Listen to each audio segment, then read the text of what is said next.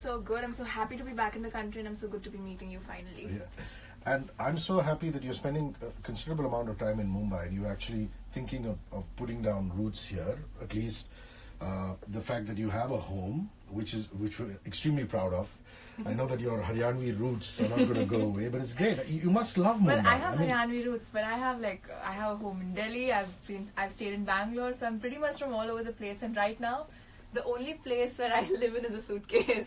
So I honestly am all over the place. But yeah, Mumbai has become kind of home because in less than a year, it's given me my dreams. I came here to win Miss India. I won Miss India. I got to be Miss World.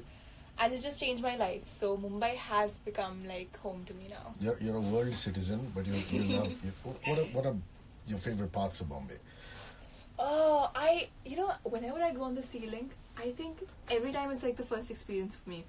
Because the first time when I landed in Mumbai, from the airport to where I was staying towards South Mumbai at that point of time. So we took the ceiling, that was the first time. Now for me, a person like whose parents love to travel, or I had been to different countries, but I was still so awestruck by it. I have no idea why. And till date, whenever I cross the ceiling, I make sure even if I'm going somewhere nearby, I do take that route because I simply love it. So that's something I love about Mumbai. But apart from that, I think Mumbai has this spirit of its own. It has a soul.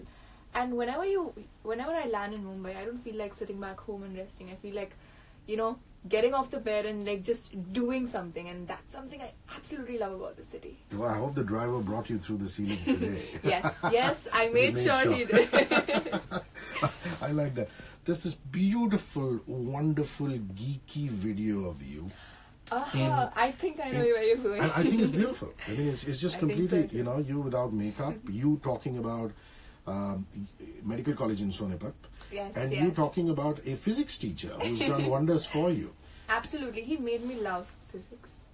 So do you go back to that videos now and then, just to remind you of your roots? I think somewhere deep down inside, I am still that same girl, when I'm back in my room and I'm not doing, Miss World stuff.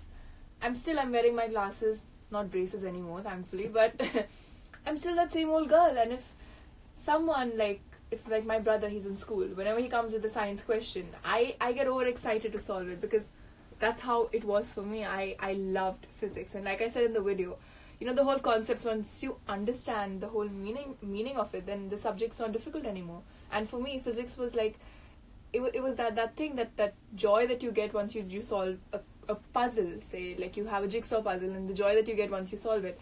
So I think somewhere deep down inside, I'm still that same girl. And if someone asks me to go back to science and start studying and pick up a book right now, I do have my medical books with me. I do travel with them all the time. So I do keep reading.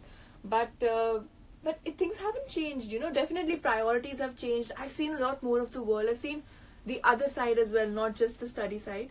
But had I not been Miss World, you could have expected another video like that.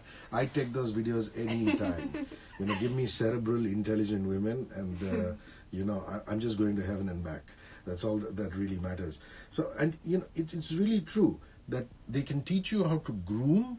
They can teach you how to improve your external appearance, but your intelligence is something that can't be grafted.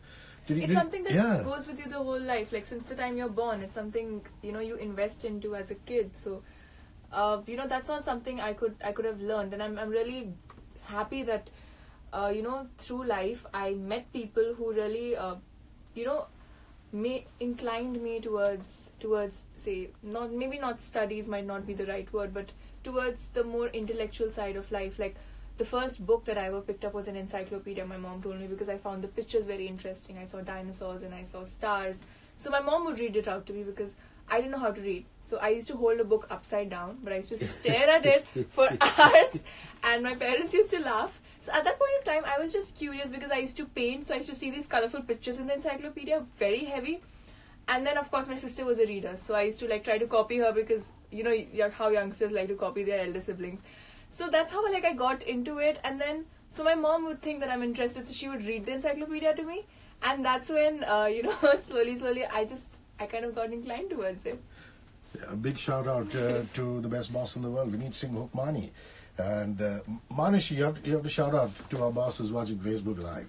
And we're going to play you his music because he's one immensely talented human being and person.